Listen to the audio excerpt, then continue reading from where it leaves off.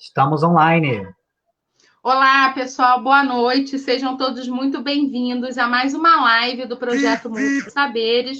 Eu sou a professora Alessandra Sena, licenciada em História e mestre em História Social e Cultural pela Universidade Salgado de Oliveira, Universo.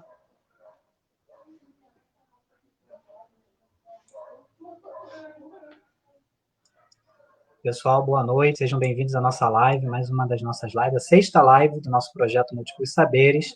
Eu sou o professor Alan Fernandes, sou licenciado em História e sou pós-graduado em História Social e Cultural do Brasil pela FEUC.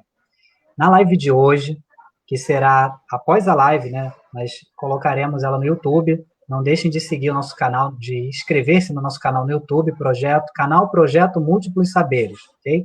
Não deixem também de compartilhar essa live aqui para chegar a alcançar o máximo de seguidores possíveis. Hoje, em nossa live, nós temos a honra de receber o professor Vitor Gonçalves, mestre em História Social pela UERJ, escritor e colunista do jornal O Dia e do portal Saiu no Rio, e também mais conhecido como o padrinho, né, de todo mundo, criador da página Suburbano da Depressão. Seja bem-vindo, Vitor. E aí, pessoal? Beleza? Olá, Vitor, boa noite, bem-vindo! Obrigado, Alessandra, obrigado, Alan. Um prazerzão, né, de estar aqui agora, trocando essa ideia, falando sobre as nossas pesquisas, né? Nós que somos egressos de uma universidade tradicionalíssima da Zona Oeste, e também suburbanos, né? A gente supera essa ideia de que o suburbano não produz dentro da academia. Nós cada vez mais estamos avançando nas pesquisas e principalmente estudando os subúrbios. Isso que é o mais importante. É isso. Alan, e qual o tema de hoje? Então, exatamente. Hoje o Vitor hoje vai falar sobre a dissertação de mestrado dele, né, que tinha como título Modernas Tradições, uma bela epoque suburbana na zona rural do Rio de Janeiro. Pode dar início à sua fala, tá? Assim, na verdade, esse título é Pode falar? Pode. Na verdade, essa ideia, né, das modernas tradições, ela é a tradução de uma ideia central da minha dissertação, né? Que a minha dissertação, ela se chama A Cidade, a Freguesia e a Fábrica. A Belle Époque Suburbana, a Freguesia de Campo Grande e a Industrialização na Belle Époque Suburbana. Que, na verdade, eu estou estudando nessa pesquisa, eu estudei nessa pesquisa que eu defendi agora em março, eu estudei as transformações pelas quais passaram uma parte da freguesia de Campo Grande, né? Durante no recorte entre 1889 e 1914. E aí, a gente que é da história, né, a gente precisa sempre ser bem didático para explicar isso para quem nos acompanha, para os nossos alunos, para nossas alunas, para situá-los na história, né? Então, a gente, quando fala de uma Belle Époque, a gente remete ali a um consenso historiográfico de que é um período que vai de 1870 até o início da Primeira Guerra Mundial, que é 1914. Né? Quando se acreditava que a humanidade, aí lembrando, a humanidade sempre pautada pela centralidade europeia, né? a ocidental, uma cultura branca, europeia, ocidental, que apelou para recolonizar a África e avançar sobre a Ásia de forma mais pesada, né? Para explorar no chamado neocolonialismo, né? Nesse período de neocolonialismo. Então, quando a gente fala de Belle Époque, a gente está falando de uma ideia basicamente francesa, né? Afinal, é uma palavra francesa, Belle Époque, que se traduz para Bela Época, né? Onde se acreditava em que a humanidade ocidental, europeia, teria atingido o ápice da ciência, né, da tecnologia, né, principalmente a reboque, aí, consequentemente, através das consequências da segunda Revolução Industrial, né, que é por volta de 1850, 1860, né? Então, quando a gente fala de Belle Époque,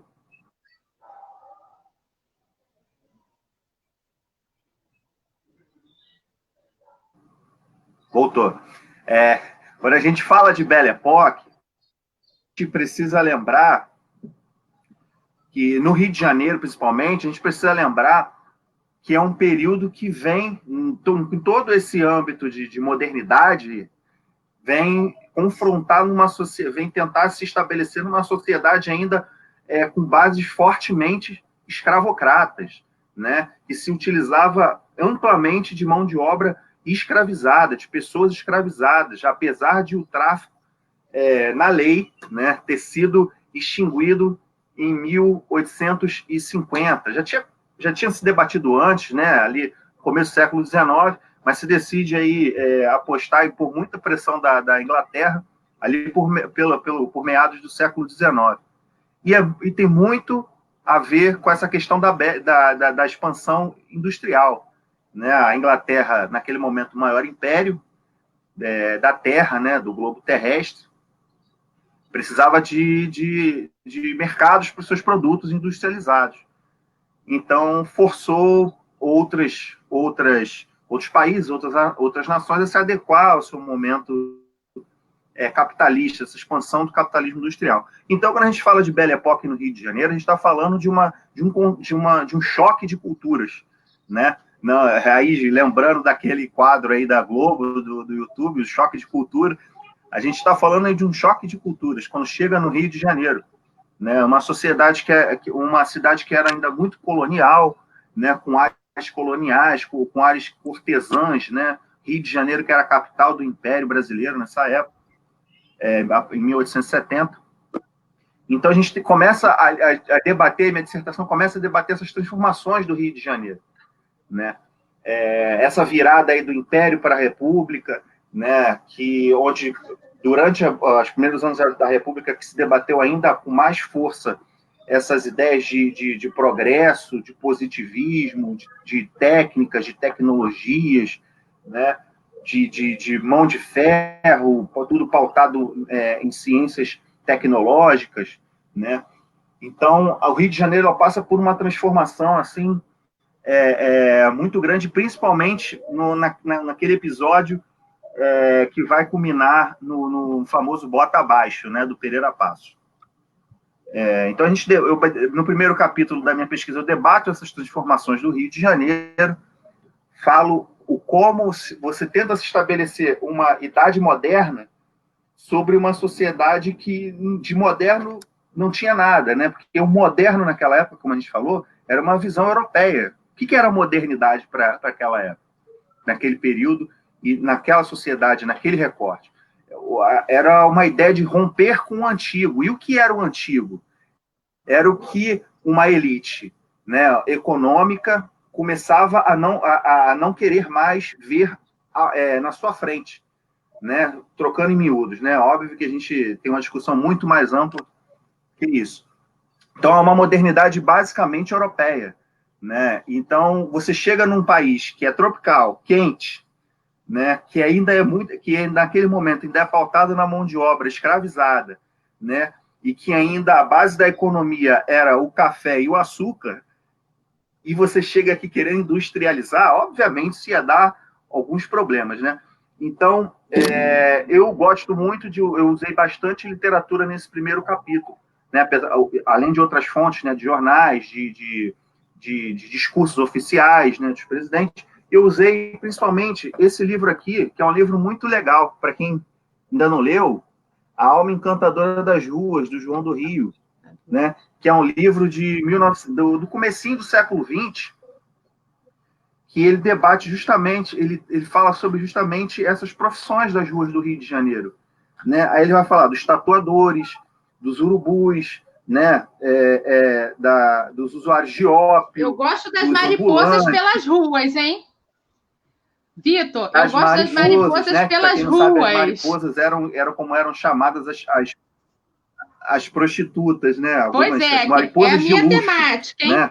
Né? Pois é. Então, é um livro incrível, né? nesse primeiro capítulo, a gente... É muito bom, mas fica até a dica aí para quem não conhece, né? É esse e o Religiões do Rio, né? Que se debate bastante. Obviamente, o João do Rio, com aquele tom dele de um certo tom meio elitista, né? Um pouco debochado, né?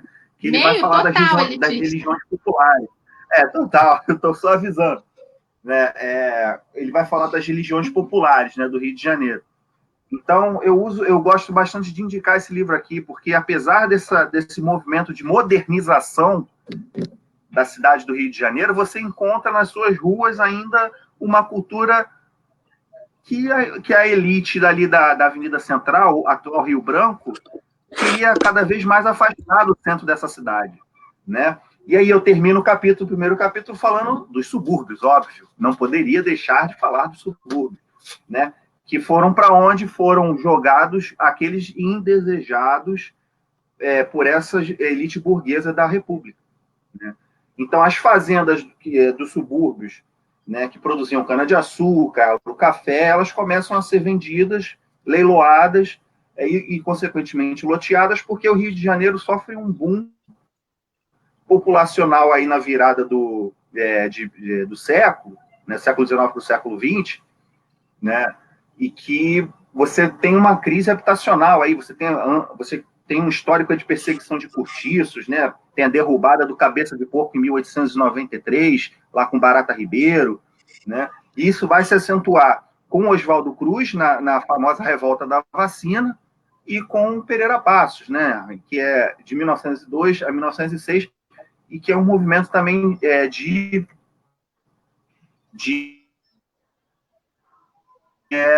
que naquele momento o presidente cortou aí, mas eu vou voltar, que era um movimento de governos, né, dessa remodelação do Rio de Janeiro. Rodrigues Alves, junto com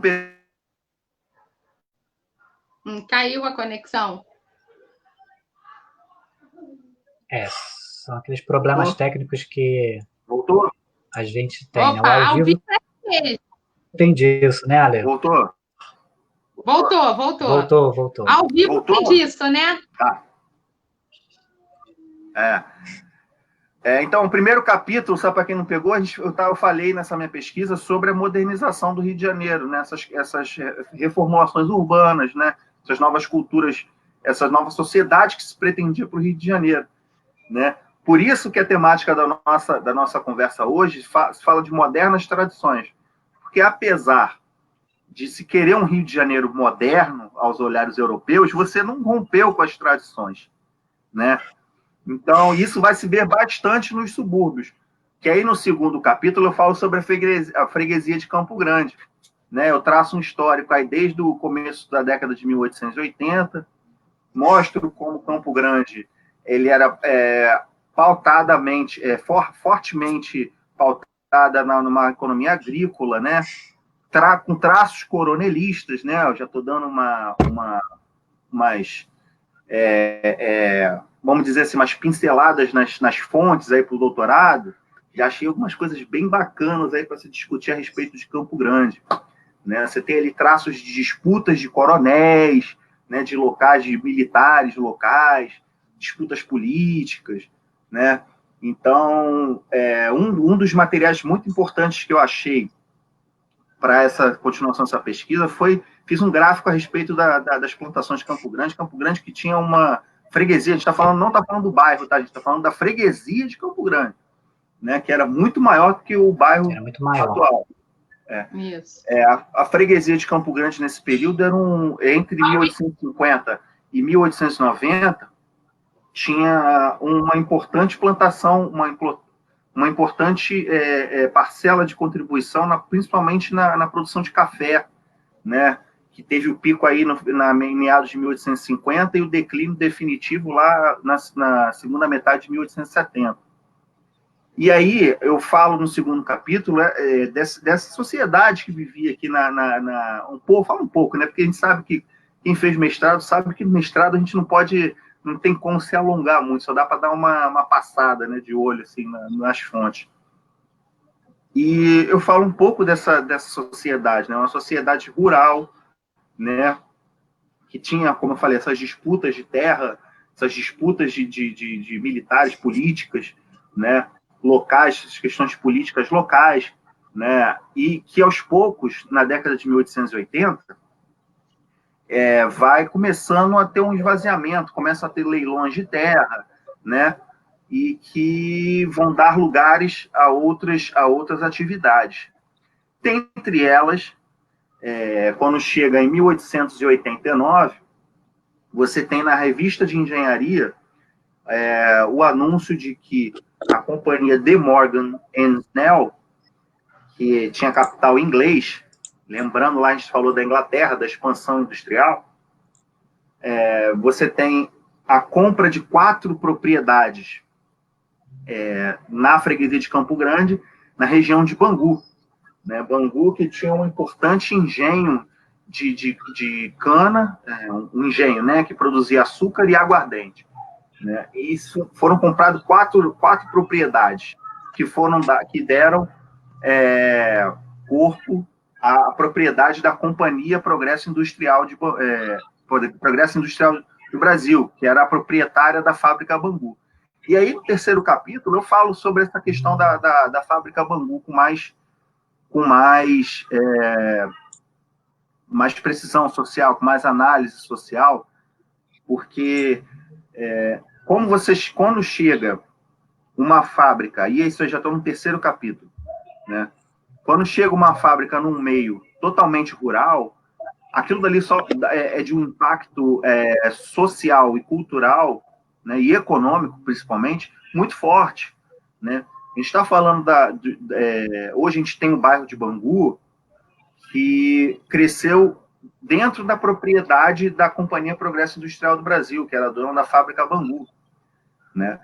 Então, ali dentro das propriedades tinha uma vida ali que, obviamente, era pautada pela fábrica, pelo tempo da fábrica, né? Muitos trabalhadores rurais de outras localidades, não só do interior do Rio de Janeiro, mas também do Brasil, vieram trabalhar como operários na fábrica. Tinha uma colônia italiana fortíssima em Bangu nessa época. Se eu não me engano, era a segunda nacionalidade com mais pessoas, né? A primeira, obviamente, era brasileira, mas a segunda era italiana, né? Tinha uma colônia italiana fortíssima, Bangu, nessa época. Né? Então, eu debato essa questão de modernas tradições, que pode ser uma coisa soar meio estranha de se falar, né? A gente fala de modernidade, de tradição, parece que são coisas conflitantes, né? Mas que naquele momento, principalmente nos subúrbios, eram complementares, porque você tinha essa fábrica chegando numa área totalmente rural, mas que trazia, que sobrevivia fazendo rupturas e concessões. Né? Por exemplo, nos primeiros anos da fábrica, a fábrica reativa o engenho que existia ali na fazenda de Bangu para produzir aguardente. Né? Começa a plantar, por exemplo, algodão, né? Permite que os seus operários criem animais, tenham sua pequena plantação nos seus terrenos. Então, o interessante da pesquisa é esse, você perceber que, apesar de uma tentativa de modernização do local, né, você chega com uma fábrica de tecidos, né, que vai mudar uma lógica toda ali daquela região, mas que, no cotidiano, você ainda tem as tradições.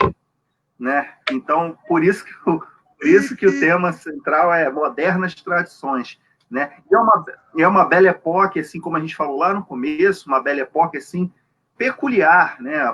Foi a conclusão que eu cheguei na pesquisa, né? Que é uma belle époque peculiar, uma belle époque suburbana, que ao mesmo tempo você se pretende urbana, né? Você pretende acessar as modernidades, mas que você não larga os seus costumes, as suas tradições, né? Então, é por esse caminho aí que eu tento seguir as pesquisas aí, que eu acho muito interessante a gente ter até hoje né, no subúrbio, tem muito disso, né? A gente está numa era digital, a gente está nos conectando aqui pelo celular, por essas plataformas, né? Ainda mais agora na pandemia, mas a gente tem muita gente que não abandona os costumes da avó, né?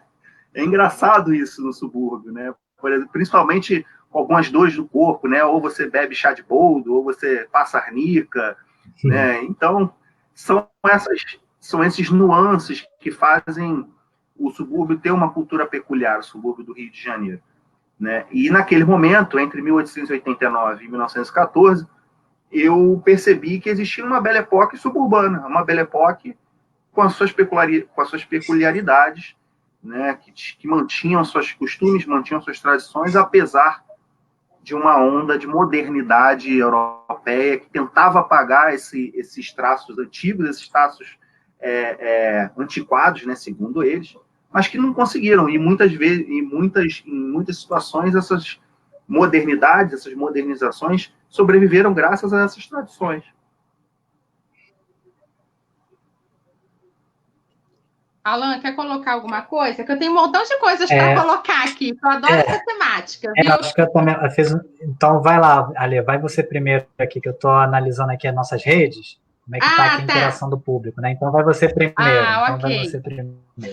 Então, o Vitor, eu gosto muito dessa temática, né?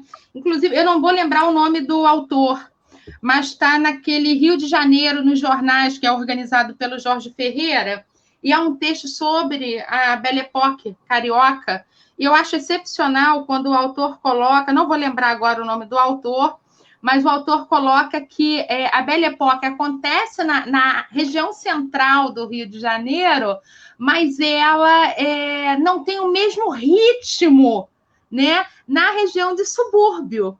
Até porque os subúrbios, ele era ainda aí um espaço onde estava essa elite carioca, estava dentro dos subúrbios, e à medida que e o bota abaixo, né, começa a vir começa a ter uma substituição, né? Essa galera da elite começa a ir para espaços, o que a gente chama hoje de Zona Sul, né? Botafogo, né?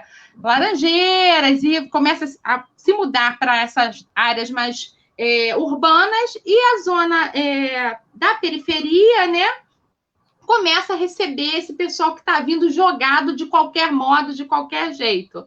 Então, a percepção, e assim, eu gostei muito do teu trabalho, porque eu sempre questionei, por exemplo, na FEU, que na época que eu era professora da pós-graduação, eu questionava por que nós não tínhamos um módulo sobre história de Campo Grande, né? E aí, eu, junto com o coordenador, trocamos uma excelente ideia e conseguimos inserir nessa pós-graduação um módulo que vai falar desse Velho Oeste carioca, parafraseando aí o Mansur, né, no livro dele, Velho Oeste Carioca. E, assim, é excepcional a tua pesquisa, porque corrobora justamente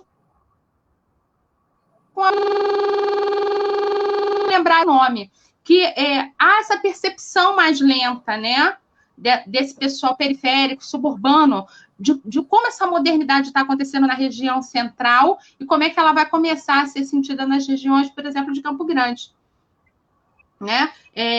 E eu achei extremamente fundamental, porque a tua pesquisa só vem contribuir com essa lacuna, porque há poucos estudos sobre essa influência da Belle Époque nessa região de Campo Grande. E aí eu queria saber com você exatamente isso. Eu estou fazendo uma leitura correta da tua fala?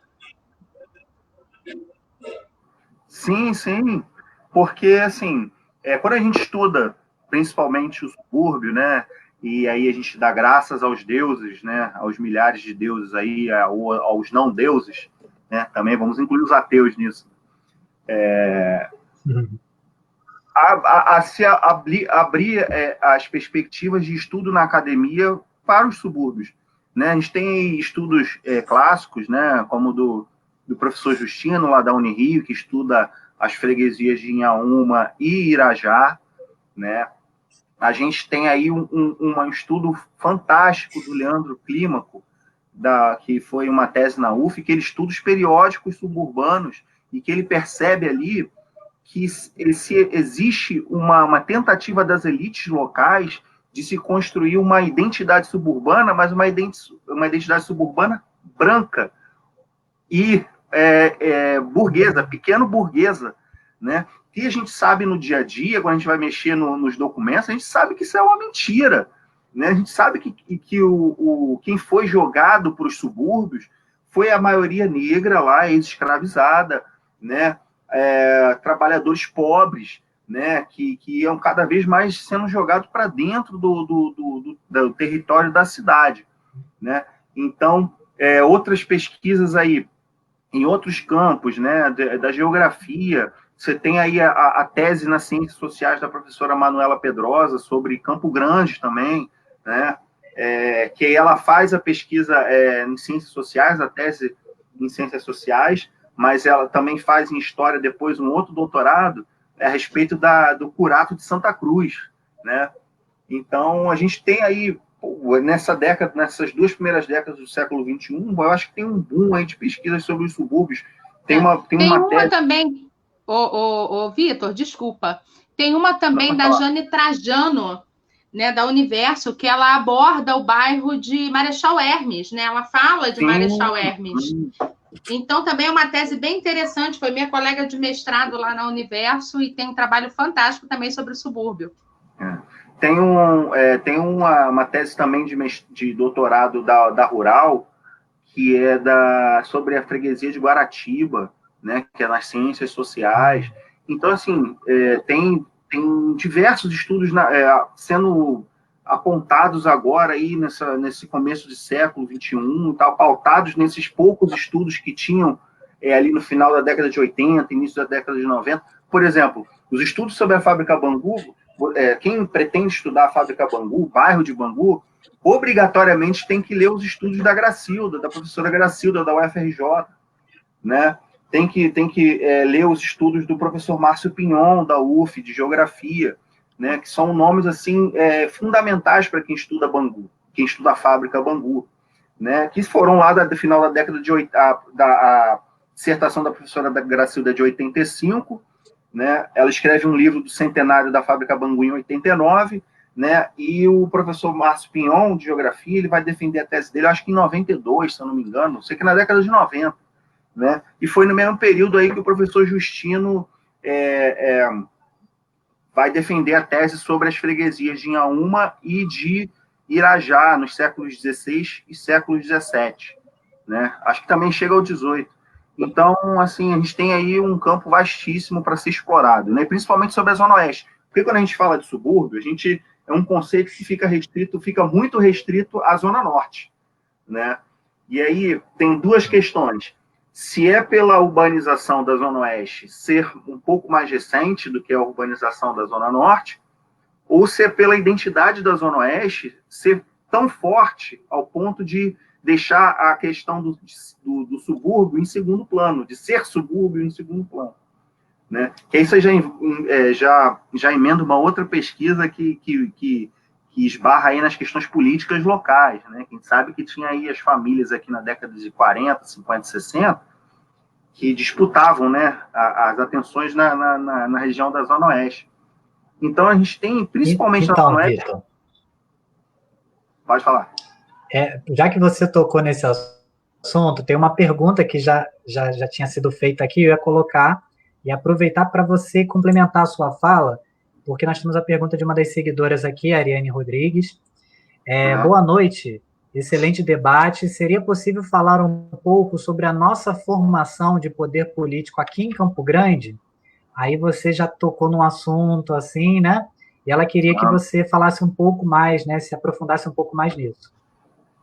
Então, o meu campo é a história social, né? Mas não tem como você escapar das relações políticas, das relações de poder, né? Como, por exemplo, um dos acionistas da fábrica Bangu, né? Alguns acionistas da fábrica Bangu têm títulos de nobreza, né? E participação na política do Império, e que vão se perpetuar na República. Isso é muito interessante na história do Brasil. Porque, por exemplo, a gente tem aqui na Zona Oeste o Barão da Taquara, né? O título de Barão da Taquara, que vai se perpetuar até a década de 10. Dentro da República, o cara vai ser chamado de Barão, né? Então, a política na Zona Oeste ela é muito pautada nessa questão mesmo, pelo que a gente vê nas fontes, tem um professor, que ele era também professor da FEUC, o professor Paulo Barata, que ele era de geografia, ele estuda Campo Grande, né? E a gente debate bastante, essas questões da década do século XIX em Campo Grande. Então, existem sim traços, principalmente de coronelismo em Campo Grande, tá? E eu não estou falando de hoje. Hoje são esses resquícios, né? O que temos hoje, não só em Campo Grande, mas na Zona Oeste como um todo, são os resquícios dessas políticas coronelistas, né? Você tem aí grande influência de famílias como a família Barata, né? Até brinco com o professor Paulo, né? Que ele chama, o sobrenome dele é Barata, Paulo Barata. E que realmente ele tem ligações com essa família, só que ele ficou pobre, né? Ele tem ligações lá parecido com esses baratas, mas os baratas acho que de Realengo, se eu não me engano. Enfim, você tinha a família Barata, tinha uma outra família que parece que sumiu assim na história de Campo Grande, que eram os Antunes Suzano, que a professora Manuela Pedrosa, da UF, ela é da UF, ela destrincha muito bem essas questões das famílias de Campo Grande, né? E, segundo os estudos dela, a família Antunes Suzano, ela se capilarizava dentro de outras famílias, assim, que era absurdo, né? Quando você pega as fontes, você tem lá o Almanac Lemmert, é uma fonte, assim, sensacional para você ver os sobrenomes das pessoas, né? Você tem Antunes Suzano misturado com Barata, com outro, com não sei quem, com não sei quem, e eles vão se capilarizando dentro dessas famílias, e tem outras famílias também, né? E aí a gente estava cogitando até de que essa família tenha saído de Campo Grande porque eles tinham um grande engenho em Mangaratiba, né? E aí vieram outras famílias, né? Você tem aí os Vasconcelos, né?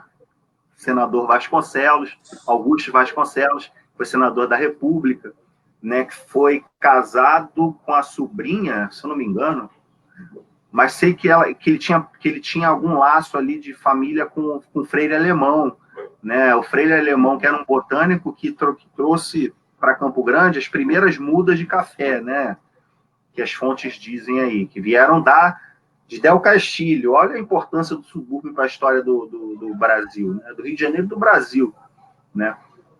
Então, essa questão da política de Campo Grande, não só Campo Grande, né? Mas dessa vasta região do chamado sertão carioca, né, que se estende pela Zona Oeste, é pautada muito nesse chão do coronelismo, do paternalismo, do mandonismo, né? É engraçado que quando eu vim folheando os jornais de 1860, você tem ali uma eleição na década de 60, e você tem uma disputa na mesa eleitoral da matriz de Campo Grande, que é preciso acionar a Guarda Imperial para intervir, porque tinha gente querendo entrar armada na igreja, porque tinha fraudaram a urna, né, tinha votos a mais, e aí teve que ser acionada a Guarda Imperial para Campo Grande, para vir solucionar as questões políticas. Então, a gente lê, né, na escola, a gente ouve falar da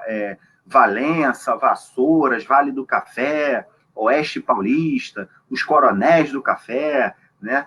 Mas a gente pouco sabe que isso aconteceu aqui, no nosso local também, né? Eram famílias que tinham grandes, que apostavam naqueles momentos, né? Como eu falei, de 1850 a 1874, mais ou menos, o café ainda tinha uma predominância, junto com o açúcar aqui no local. Então, eram famílias que flutuavam dentro desse mundo econômico, né? Muitos saíram do café e foram para o açúcar, né? Muitos abriram comércios, muitos abandonaram suas terras aqui e foram para a área urbana, né? Para a corte, né? Então, esses aspectos da política de Campo Grande, como a gente falou, não eram diferentes do que a gente lê sobre essas questões do café no interior, por exemplo. Né? E essas pessoas transitavam, né? O que hoje é a Baixada Fluminense tinha um pouco também dessas famílias de Campo Grande e tudo. Enfim, eu acho que, não sei se eu respondi muito bem aí o que a menina perguntou, mas se ela tiver dúvida... Sinaliza aí, Ariane, mas eu acredito que sim, né? Eu acho que ela só, na verdade, complementou falando que na Baixada essas jogadas políticas também aconteciam, né? Sim. Essa estrutura também acontecia, era bem esparsa, né? A gente que é da área de história, a gente já está mais acostumado, né? Em analisar. E aí entra a minha questão, né? Agora uma questão minha, né? Que eu ia fazer. Assim, muitos dos que nos seguem aqui na página são provenientes da FEUC, né? Muitos são estudantes também de história, muito também por conta do contato conosco, né, Alessandra? Já que a gente compartilhou primeiramente entre nossos amigos, então eles são da área de história também. Até para aqueles que também não são da área de história, mas são amadores, gostam muito, a maioria dos nossos seguidores gostam muito de história local, né? Da história de Campo Grande, do bairro de Campo Grande. E aí eu queria, assim, que você falasse um pouco sobre a questão do acesso às fontes, né? Para a pesquisa na sua área. Porque, assim, eu fiz algumas pesquisas também, em outras situações, em outros projetos, em que eu fiz eu falei sobre a história da Fazenda de Santa Cruz, né?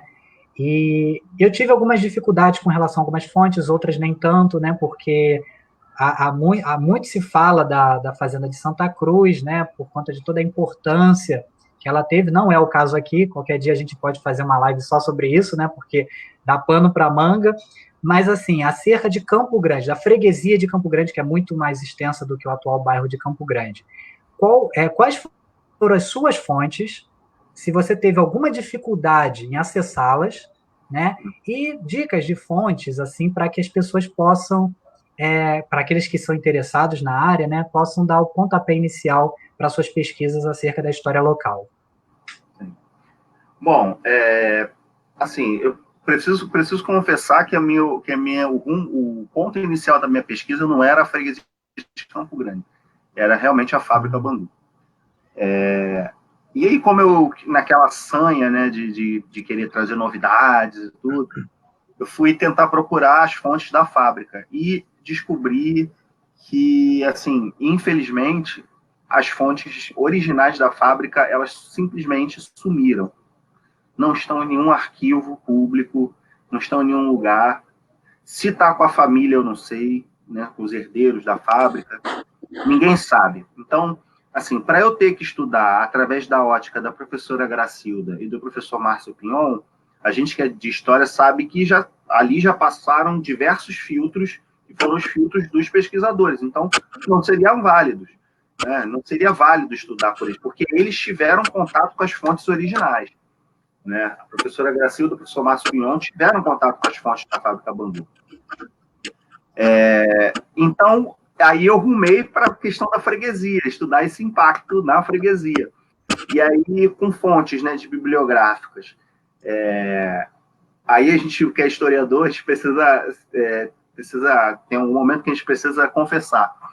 O conceito principal da minha pesquisa é de geografia, que é o conceito de rugosidade do Milton Santos, né? Porque, assim, a gente brinca, assim, a gente fala desse jeito, mas, assim, é necessário a gente fazer esse contato, né, entre os campos, porque a gente está estudando o espaço. E eu acho que não tem outra autoridade brasileira, deve ter, obviamente, né, assim, mas que consiga bater as ideias do Milton Santos, né, pelo menos para mim, né, que sou de história, né, porque o cara era genial, né, aqueles debates sobre espaço, sobre as variáveis, sobre rugosidade. Eu uso o conceito de rugosidade, que o conceito de rugosidade, né, falando a grosso modo, aí se tiver alguém de geografia querendo me xingar, pode me xingar, que são assim, você pode analisar, grosso modo falando, você pode analisar as questões históricas do espaço através da materialização. Olha como é que desculpa, como é que é foda isso.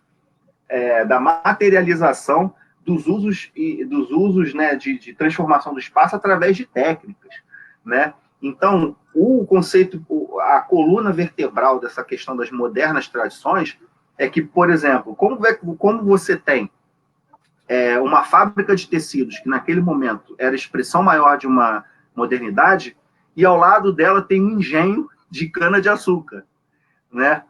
Olha como é que isso é legal, cara. Olha como é que isso é legal. Ao mesmo tempo que o cara é operário, ele vai lá e monta um pano, né? Mexe em máquinas. O cara vai lá e tem que tosquiar a vaquinha. Isso é rugosidade, né? São as permanências no espaço, né? São as permanências históricas no espaço, apesar dos movimentos que tentam superá-los. Enfim, as fontes, como as fontes das fábricas Bangu não estavam acessíveis, eu passei para Campo Grande. E aí eu acessei a hemeroteca digital, né, que lá você tem fontes importantes, como eu falei, o Almanac Lemert, você tem fontes de imprensa da época, né, que são fontes importantíssimas, né? Você tem aí também um repositório aí de discursos de presidentes, de ministros da Justiça. Eu esqueci o nome, infelizmente, mas eu usei, para usar no primeiro capítulo, eu usei um discurso do Deodoro, que eu peguei lá, um discurso do Rodrigo Alves também. Né? Mas, basicamente, a hemeroteca digital é, assim, para nós, principalmente que somos da Zona Oeste, que aí também tem um problema de deslocamento, né? Porque os acervos históricos da cidade ou estão no centro da cidade ou estão na Zona Sul, né?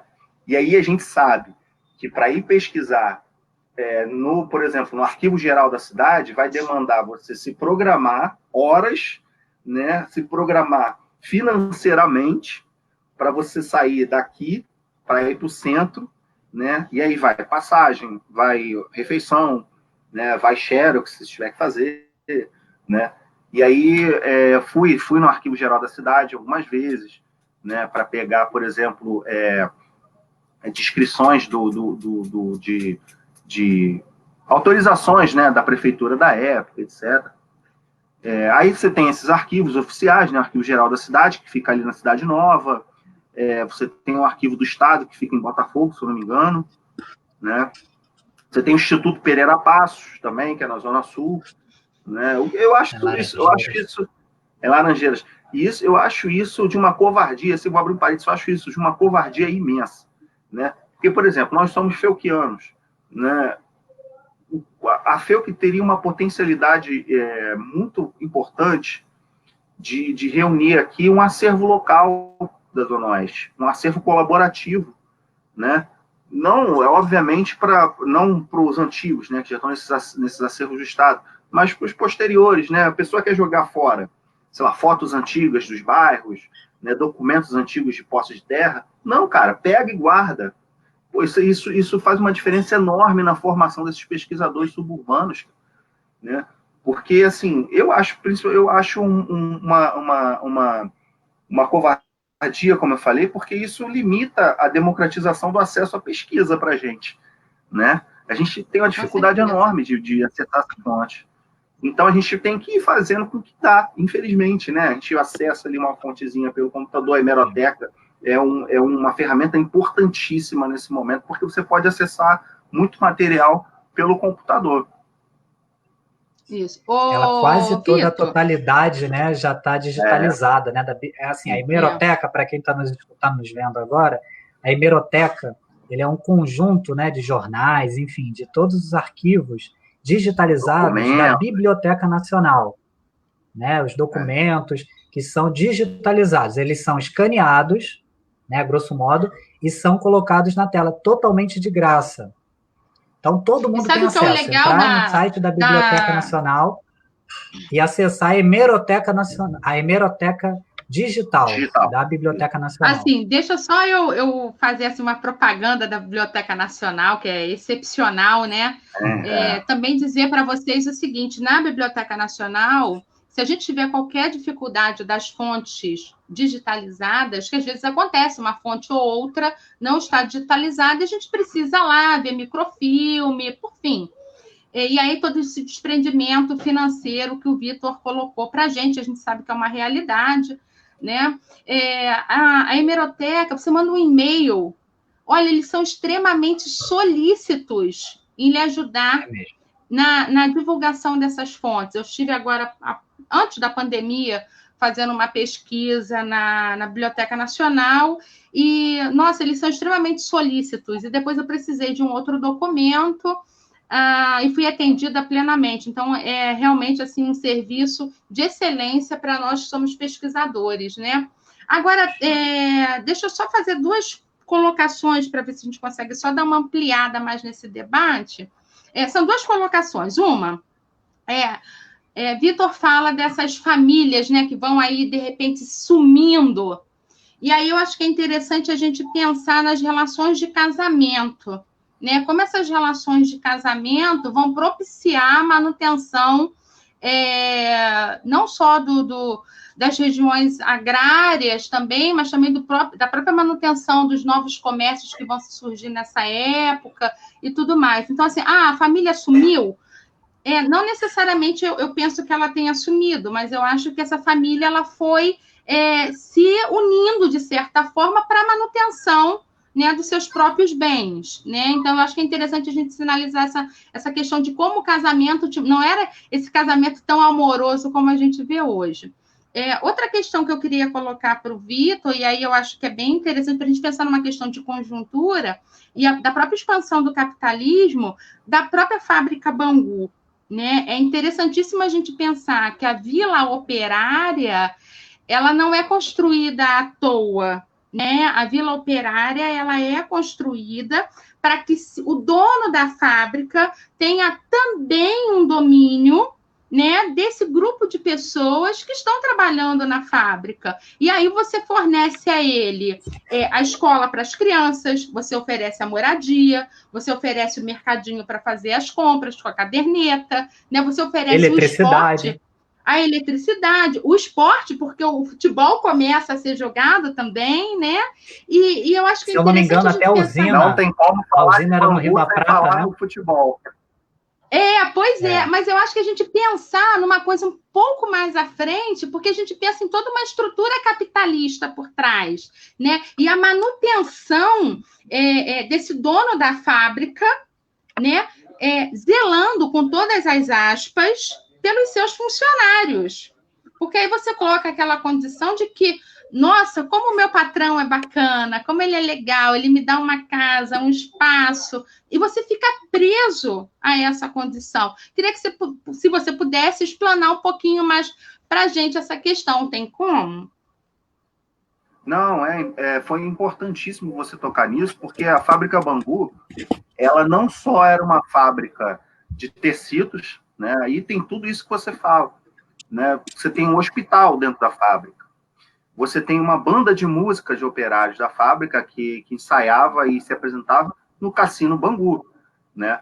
Que foi reinventado, né? Foi reapropriado ao longo do tempo, que agora, nos anos 90, que davam aqueles bailes funk, né? Do Cassino Bangu, famosos bailes funk do Cassino Bangu, né? Que lá no final do século XIX era um local de apresentação e de ensaio da fábrica, da banda da fábrica, né? E você tem outros mecanismos também. Você tinha ali na fábrica Bangu, além disso, você tinha uma polícia que patrulhava a propriedade da fábrica Bangu, e que nas fontes você encontra algumas coisas, você encontra alguns recortes de jornal, principalmente da década de 10, que fala que a polícia da fábrica Bangu era mais oficiosa do que a polícia do Distrito Federal. No Distrito Federal, que era o Rio de Janeiro na época, em 1910. Então, você tinha a polícia que, segundo a fonte, prendia, né, o meliante ali no local, prendia dentro da fábrica e sentenciava dentro da fábrica. E o que acontecia dentro da fábrica? A gente não sabe, né? E você tem também esses mecanismos de permissão de feiras no pátio da fábrica, né? Como a gente falou, que os operários eles não eram somente mão de obra da fábrica, mas eles também tinham a liberdade entre aspas, de cultivar, de criar esses animais e vender os excedentes nas feiras livres que a fábrica permitia, né? E falando de Bangu, não podemos deixar de falar do futebol, né? Senão a gente sai daqui decapitados, né? Tem um trabalho muito tem um trabalho muito importante. Primeira partida de futebol do Brasil. Primeira partida de futebol do Brasil, isso suscita aí bairrismos enormes, né? Primeira partida de futebol do Brasil, primeira bola de futebol do Brasil, primeiro time a ter um negro no corpo de atletas, né? Ernesto Carregal.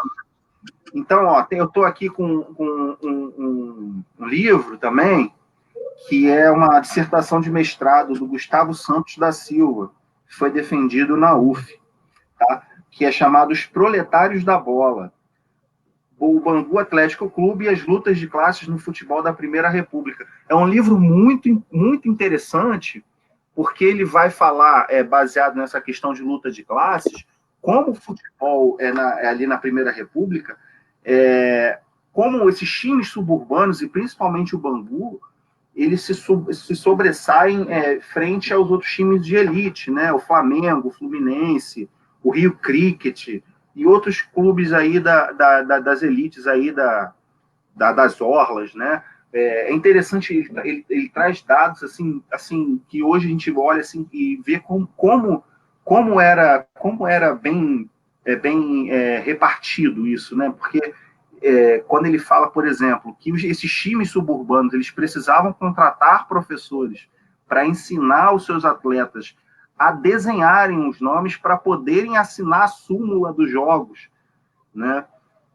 Você vê como o futebol, nesse primeiro momento, na Primeira República, era um esporte totalmente elitista, né? E, assim, é uma pesquisa muito legal, porque ele usa essas fontes, né? Como eu falei, da professora Gracilda, né? Ele fala do Francisco Carregal, né? Que o primeiro negro do futebol brasileiro, eu falei Ernesto, mas é Francisco, tá?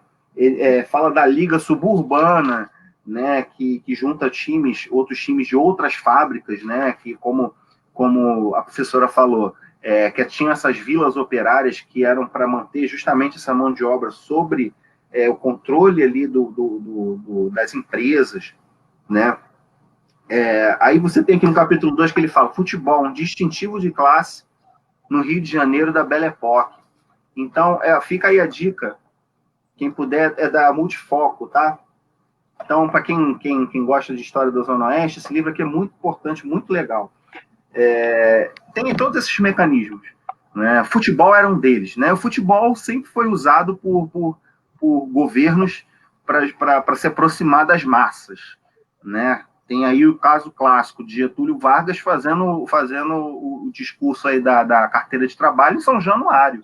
São Januário, que eram até então o maior estádio, né, do Rio de Janeiro, naquele momento, e que o Vasco da Gama, para quem não sabe, eram times de suburbanos, né, era uma expressão de times suburbanos, né, São Januário foi construído com dinheiro de portugueses, tal, de portugueses pobres, pequenos comerciantes, e Getúlio Vargas, para se aproximar das massas, faz os seus discursos no São Januário. Então, o futebol é um dos mecanismos que eu acho que até hoje, né, são usados para ter esse controle sobre essas massas. Mas nesse momento de expansão do capitalismo industrial, você tem esses mecanismos, né? Futebol, bandas de música, clubes de literatura, né? Feiras livres, né? Enfim, diversos mecanismos.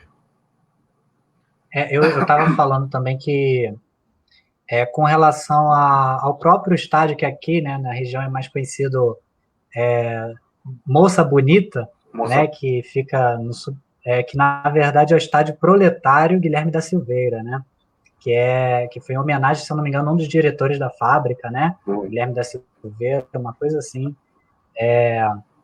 E a própria região, né, quando trouxe a eletricidade para a região da Vila Operária de Bangu, veio da região das cachoeiras do Rio da Prata, né, foi feita uma mini usina hidrelétrica para trazer essa. Então, assim, a região, a própria fábrica, através do dinheiro privado, né, dos acionistas da fábrica, eles construíram toda uma estrutura para manter esses operários, né, nessa região, né, que até então era deixada meio que às traças pelo Estado, né, nesse cantão aqui da Zona Oeste. Com relação a uma pergunta aqui mais uma vez, a Ariane, né, acho que ela se interessa muito pela essa área, porque ela também é cientista social, né? Ela também fez pós-graduação em História conosco. Ela pede para que você fale um pouco sobre, né, assim, nessa região, aqui do bairro de Campo Grande, a influência e o poder das igrejas, principalmente as neopentecostais, né? Hoje em dia, eu sei que se você esbarra com isso em algum momento na sua pesquisa, e como que isso se deu, assim, se você chegou a alguma fonte com relação a isso, se você se envereda por esse lado também. Essa questão não é uma questão exclusiva do neopentecostal, sei lá, desse movimento neopentecostal, não é exclusivo desse momento. Neopentecostalismo. Isso aí. Isso aí. A gente precisa lembrar, por exemplo, que essas expressões coronelistas ali no século XIX também tinham fortes ligações com as igrejas católicas, né? E que se destacavam nos seus territórios, também fazendo alianças com as igrejas, com outras iniciativas religiosas, como, por exemplo, vasculhando aí as fontes para o doutorado, se eu não me engano, na década de 1870, você tem acho que, se eu não me engano, foi o Luiz Antônio Suzano, que ele passa a ser, não sei se foi o João, tinha o João Pereira Antônio Suzano, o José Pereira Antônio Suzano, o Luiz Antônio Suzano, tinha um monte de Antônio Suzano. Tá? Um desses Antônio Suzano, eles fundam na Igreja Matriz, na Nossa Senhora do Desterro, eles fundam uma iniciativa de caridade, né, que oferece educação para as crianças do local, né, que fazem uma caixa de doações, né, isso em 1870, na década de 1870, se eu não me engano. Então, já fica bem destacado aí que isso não é uma exclusividade do nosso tempo, né? Essas forças locais estarem ligadas com alguma expressão religiosa de massa, né? Não é uma exclusividade de 2020, né? Então, hoje, esse avanço da vertente neopentecostal do cristianismo tem muita aderência, justamente por essas instituições, elas, às vezes, fazerem o papel do Estado nesses locais, né? Nada, foi como eu falei, não tem nada de diferente do que aconteceu e sempre aconteceu na história do Brasil. A igreja servindo como um tapa-buraco do Estado, né? Então, hoje, e aí eu não estou fazendo juízo de valor, se isso é bom ou ruim, né? Porque aí isso aí é uma questão individual, né? Para além da política, a gente sabe que tem muito interesse político envolvido, sim, né? Mas, por exemplo, o cara que está passando necessidade aqui, ele não quer saber se a cesta básica está vindo da prefeitura, se está vindo da igreja católica ou da igreja neopentecostal, ele quer comer, né? Ele quer ter o remédio para o filho dele, quer ter a fralda, né? Então, essas instituições, elas se enraizam nessas brechas aí, na deficiência do Estado, né? A gente sabe que no Rio de Janeiro a gente tem isso, nós que somos suburbanos da Zona Oeste, a gente sabe o quanto é maçante, né? Nós somos privilegiados de termos uma graduação, né? De termos pós-graduação, morando na Zona Oeste, né? A gente sabe que a gente tem que se deslocar para o centro. Eu fiz o meu mestrado em São Gonçalo, né? Sorte que eu só tinha que ir uma ou duas vezes na semana, né? Se eu tivesse que ir toda semana, eu estava ferrado, todo dia eu estava ferrado.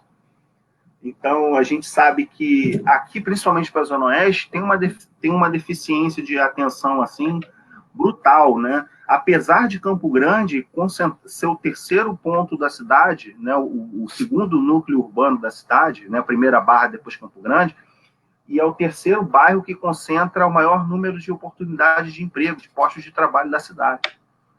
E o que está faltando para se desenvolver isso aqui? Né?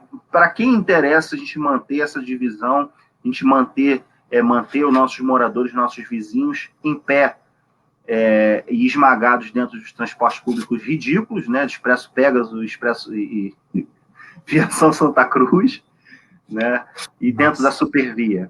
Né? Então é isso, essa ascensão, essa entrada dos neopentecostais nessas áreas aqui é uma nova roupagem do que sempre aconteceu nessas áreas de coronelismo.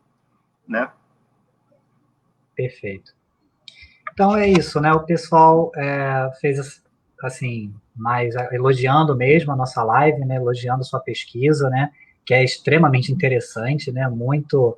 E a gente pode fazer as pontes com a atualidade também, né? Porque não, a história nos dá essa permissão, né? E assim, eu gostaria de agradecer muito a você.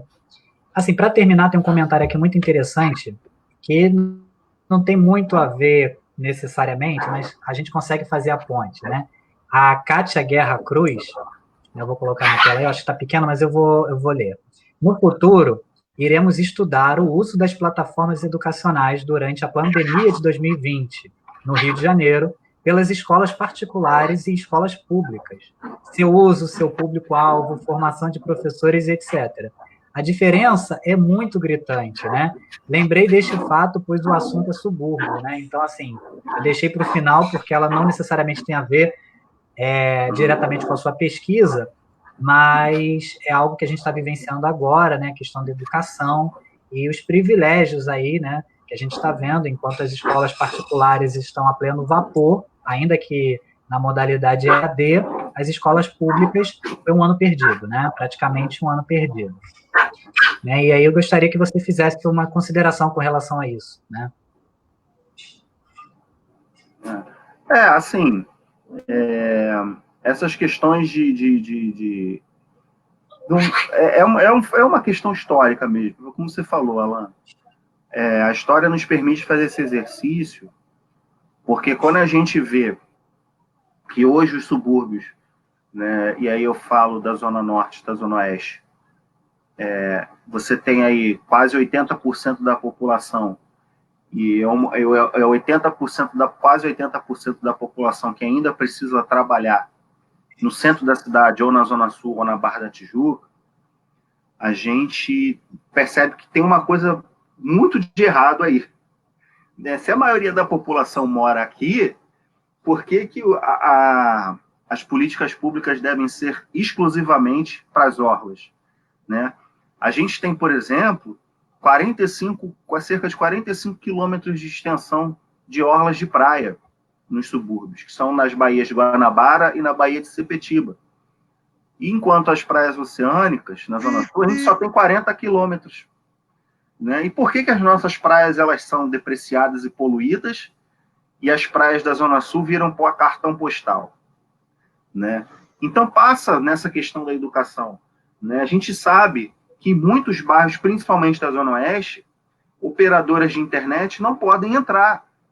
E você tem que se contentar com a internet que lhe permitem ter.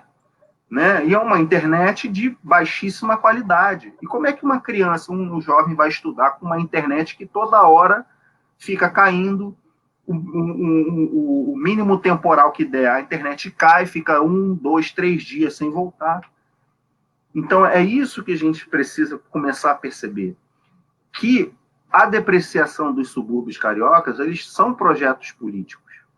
São projetos políticos na medida que, foi como a gente falou, quem mora aqui em Sepetiba, por exemplo, para ter acesso ao trabalho, você precisa enfrentar um BRT ridículo, de lotado e sem estrutura nenhuma.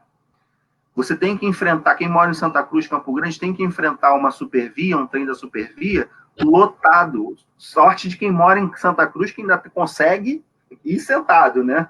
Agora, de Tancredo Neves para baixo, aí é só choro, né? Então, a gente precisa começar a debater isso enquanto historiadores, e aí não só historiadores, mas de outras ciências humanas, que é fundamental, né? Por isso que o nome do projeto é Múltiplos Saberes, porque é isso mesmo. A gente tem que começar a perceber o porquê desses projetos políticos que depreciam a maioria da população, os territórios onde se paga a maior parcela dos impostos da cidade, e não tem um retorno, né? Um caso, assim, só para fechar, um caso gritantemente aí, que deixa indignado mesmo, né? Aí eu vou baixar o Brizola para falar, que fico indignado. É a questão do... Senti até saudade do Brizola agora. A questão da TKCSA aqui em Santa Cruz, né? Porque é isso. O que acontece? Foi um longo debate que se estendeu de 2005 até 2013, se eu não me engano, para ver se instala ou não instala a indústria em Santa Cruz. Acabou que instalou.